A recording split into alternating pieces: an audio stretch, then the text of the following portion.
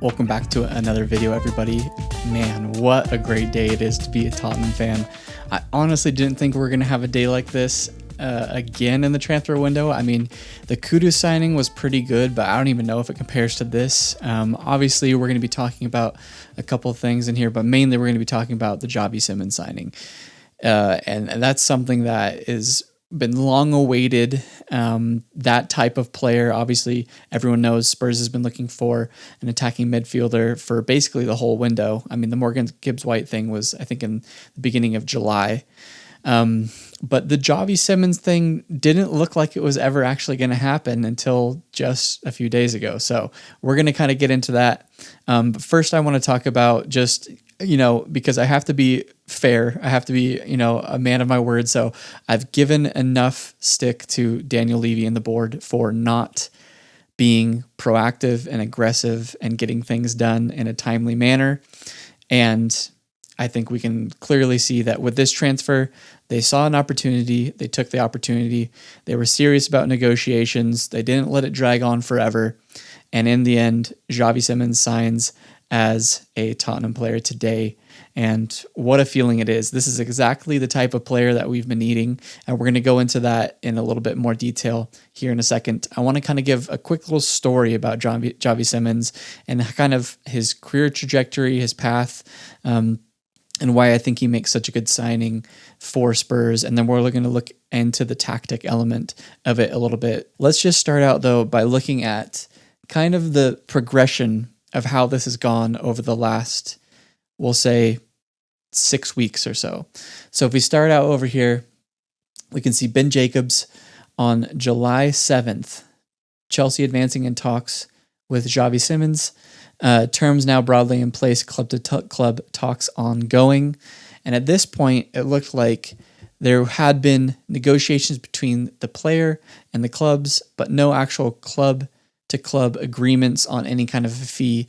It was been reported in the last couple of days that Chelsea had never actually put in an offer for Xavi Simons at any point during the window, which is very interesting because I think that's a big reason as to why we were to kind of swoop in this and get the deal done. So if we look back at our progression here, that was on July 27th. And then on August 1st, we have Chelsea are now on the verge of reaching a verbal agreement with Xavi Simons over personal terms. Once that is reached, they will submit an official bid to Leipzig. That's from Plettigol. And again, on August 1st, still hadn't submitted a bid, but it looked like at that point, 28 days ago, that they're on the verge of submitting an official bid and being able to actually finalize a deal with Simons. And so we see here, August 28th, a couple weeks go by. And then we have the breaking. I don't know if it was actually Plettigol who broke the story or not. I was just trying to find the best tweets that I could while I was putting this together quickly. But August 28th, we have Tottenham are now preparing to hijack the imminent deal for Xavi Simons to Chelsea. Xavi has been excused from team duties due to contract talks, is no longer in Leipzig as RB confirmed. So we can see over a month went by and the deal kind of just hung out and lingered and nothing actually was submitted on Chelsea's end. And this is what I wanted to talk about and actually giving Daniel Levy and the board a little bit of credit because this is exactly the situation that we were so furious about with the Eberechi Eze deal falling through. It was not even a full month of negotiations. Apparently, it was more like 10 days, 2 weeks maybe, where they're negotiating on fees and player-to-player deals and everything like that. And then obviously, it ended up being that he really wanted to go to Arsenal, so he was basically forcing that move to happen. But this situation with Chelsea, they basically just let Xavi Simons kind of hang out for the whole summer without giving him any actual indication that he would be a Chelsea player, kind of just stringing him along across the whole process. And I think that's why this deal transpired so quickly to Tottenham, is because he probably felt once he actually got indication from Tottenham that that could be a possibility, that Chelsea kind of missed their chance. I mean, if you're a top player like Xavi Simons is, and you may not say that he's a top player at the moment, but you could definitely say that his talent is of that level, of world-class level, and he is a solid player in the world football stage. So if you're trying to take a step up and you're looking at clubs to do so, and Chelsea look like a potential club, but they string you out over the entire summer, I would probably be a little bit irked as well. So if we look at that, what happens next? We have some talks going on, and Fabrizio Romano here. I don't want to actually watch the video. I don't know why it won't let me stop the video, but August 28th at 8:07 p.m. and now it's my time. So if we look at my time, so that's actually 3 o'clock in the morning is when this deal was kind of progressing. It was a weird thing to kind of keep up with because I actually was up throughout the night, so I was checking on it, and yeah, it looked like at 3-4 in the morning, Tottenham was still trying to push and get this done because they probably learned from their mistakes, which is something I've also criticized them for. So I'm glad that they have learned from their mistakes and made adjustments in the way that they do things, seemingly. And so they really were trying to push and get this thing done. So they were in negotiations throughout the night. It seems like I would guess that Xavi probably went home at some point during the evening and came back early in the morning, because what we can see here, if we go back to this, Paul O'Keefe, Spurs, Xavi Simons medical done. Again, that being at 12:30 in the morning, so 7 o'clock in the morning London time, getting that done, and then Spurs hoping to present him before the game tomorrow. Obviously, we know he's already been presented, so that followed through pretty quickly. And then at 2:40, we have the actual official word. I think Ornstein's word means the most now these days, at least right up there, right? He's tier 1 for sure. And so that's at 2:40, so getting done around sometime around 9 or 10 in the morning London time. So this deal progressed very, very fast. It basically went from no negotiations, Tottenham kind of twiddling the fingers after losing out to Eze. If you look at our last video, we were looking at, Akliush maybe, Paqueta, El Khanous had kind of fallen through. It looked like they were kind of out of options, and I would be so curious to see where this actually started, who reached out to who first, and what was the genesis of actually starting the negotiations with Leipzig and Simons, because this all happened within the span of a day or so, and that's exactly what I was praising Arsenal for doing during the Eze deal. So I wonder if it was a similar situation where apparently the reporting was that Eberechi Eze, right before he was going to sign for Tottenham, called up Mikel Arteta and was basically like, is there any way that I can come to Arsenal? Because clearly he didn't want to come to Tottenham.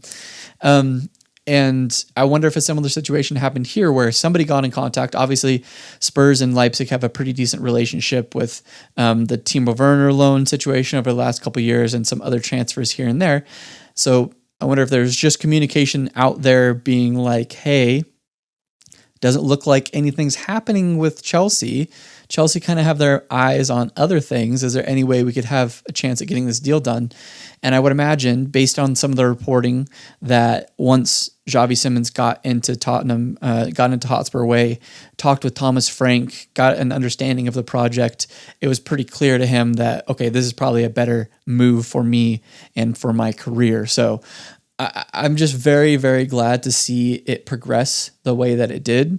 And it was so great to get to get these tweets this morning with the don't listen to the noise, the phone celebration apparently, and then the Xavi number 7, which I think is only right. I am very happy that he's going to be wearing the number 7 because I think he seems like a player and a person that that is humble enough and dedicated enough to his craft that he'll do Sonny proud by wearing the number 7. So I'm very happy at that. I know it's just a number, but I think it means something, and I'm glad that it ended up being a player who we could genuinely see being the face of the club in a few years, and not just, the next signing to come in. I think that's a really big thing, and continuing that legacy of making the number 7 a special thing.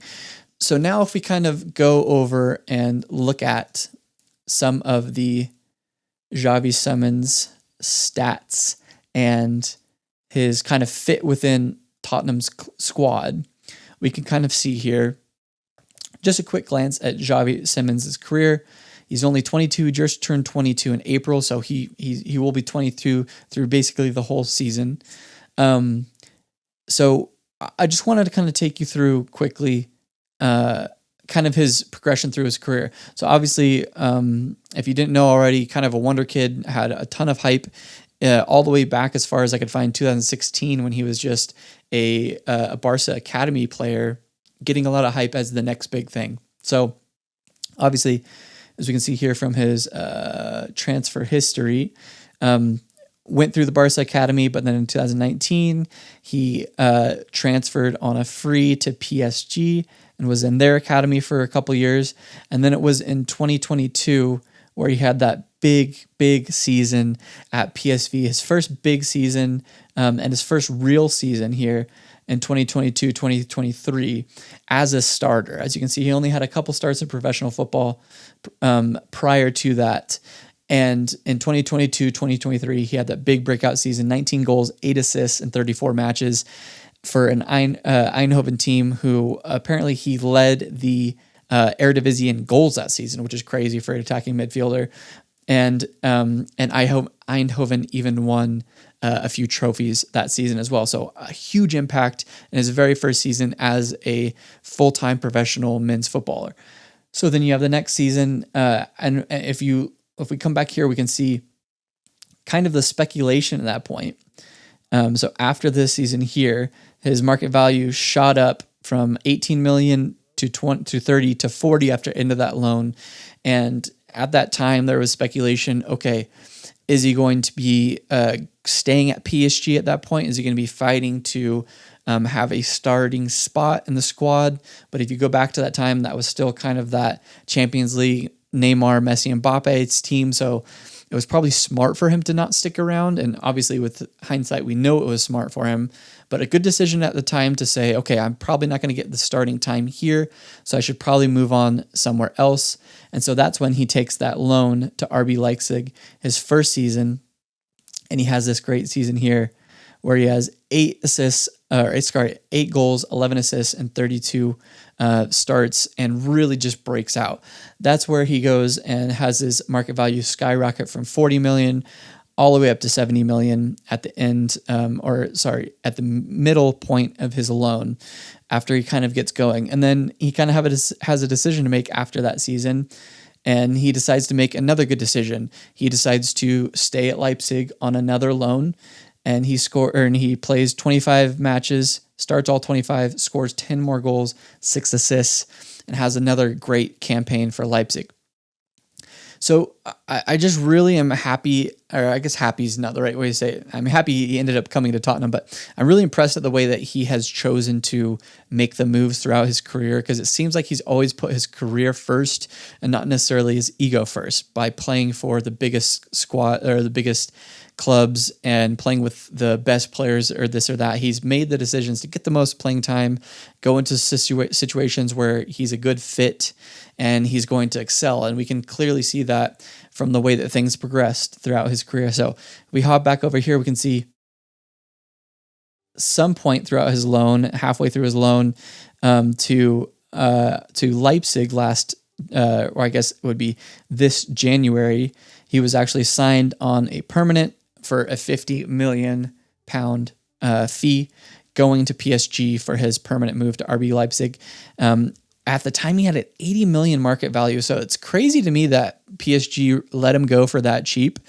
And I'm sure there was probably some kind of deal being done. And I don't know, it probably just made sense for both parties at that point. But I think that's part of the reason why when we see that he makes his move today for 65 million pounds with everything included, for 65 million euros, still under market value, but in the span of only a few months, Leipzig's able to turn a 15 million euro profit.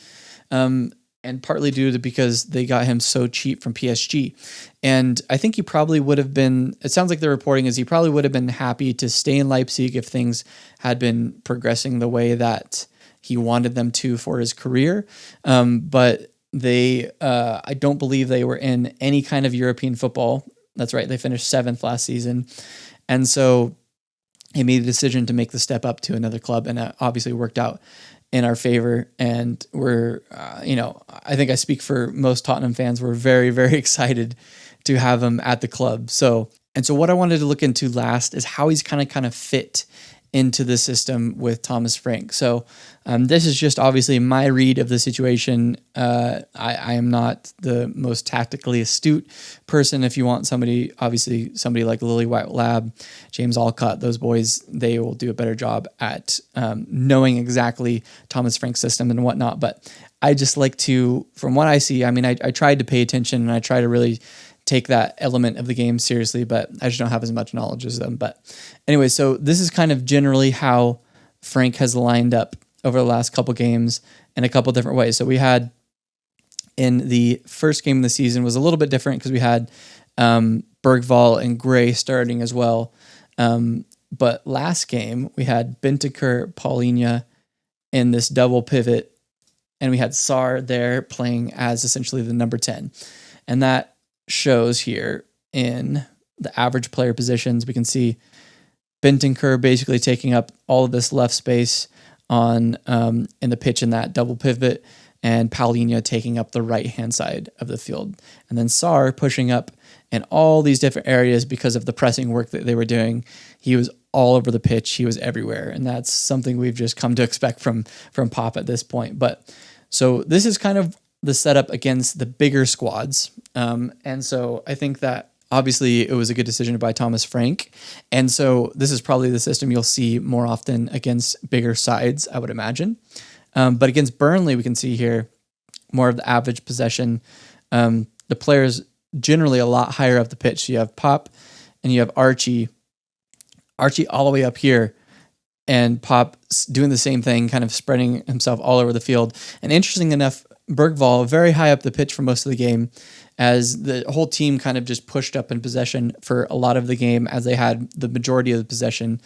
And Bergvall had something like, I think, 10 kilometers of running just in that game alone. And by just that game alone, and not playing much in the Man City game, he was still like top 15 in all of the Premier League in distance covered. So that's how much he was running around all over the pitch in that Burnley game. And so if we look at somebody like Xavi Simons, if we come back to the tactic board, for most games, and now this is all kind of based on the squad we have now. So obviously we don't have Decky, we don't have Madison.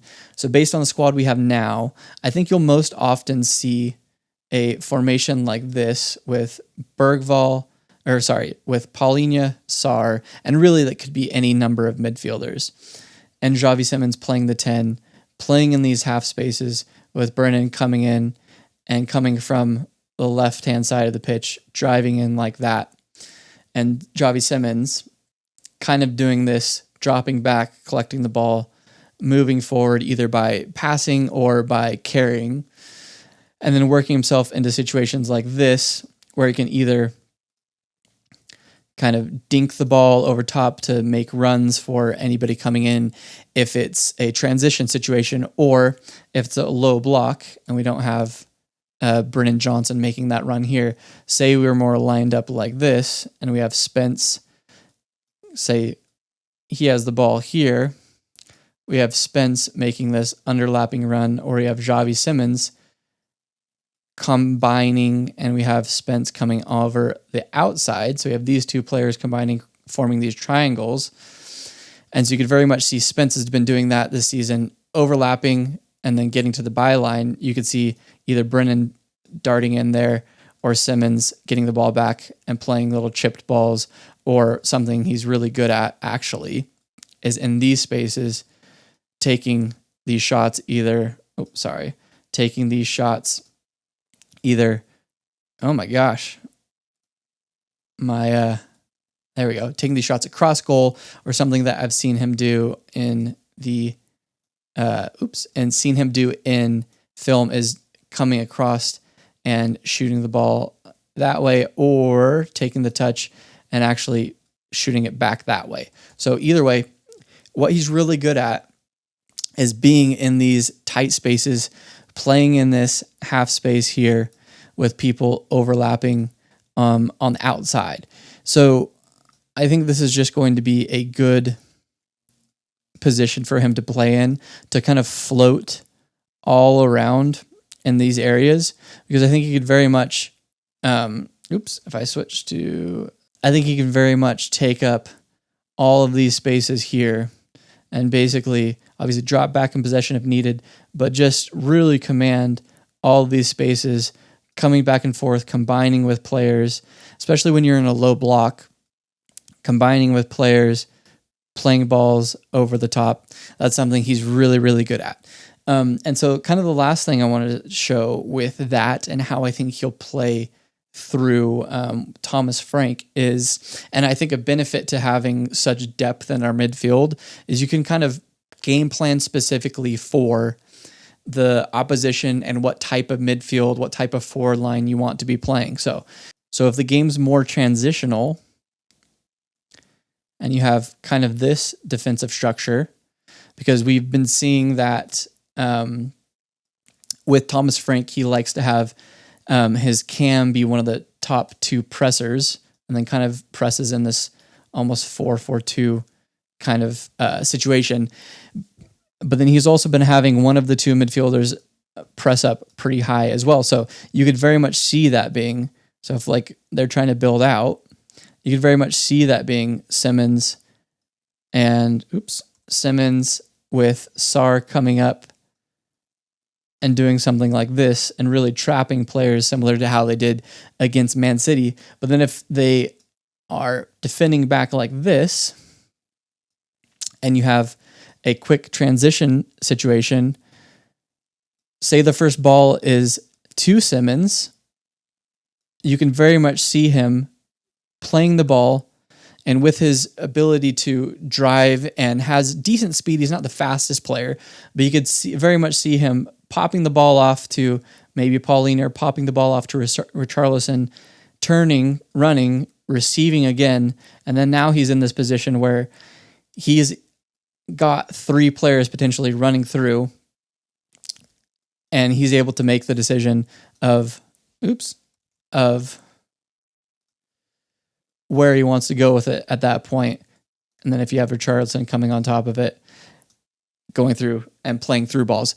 Something that we saw in his stats, which I just left somewhere else. If we go back to FBref, we can see he's one of the players that played the most through balls last season. There we go. 97th percentile for through balls played, and that's in the attacking midfielders, and even for the midfielders, 99th percentile. So he was one of the players playing those through balls the most. And so if we go back to the tactics board, we can see in transition he's going to be deadly. He's going to be absolutely the perfect player to create, because I think with the energy that Pop gives is super underrated and super valuable. He's not necessarily the best creatively, where Simons is absolutely outstanding. That's what he excels at. So I think there's going to be just a ton of opportunity if we kind of wrap this up now, because this video is kind of going long. There's going to be a ton of opportunity for him to show off his best attributes in this Thomas Frank system.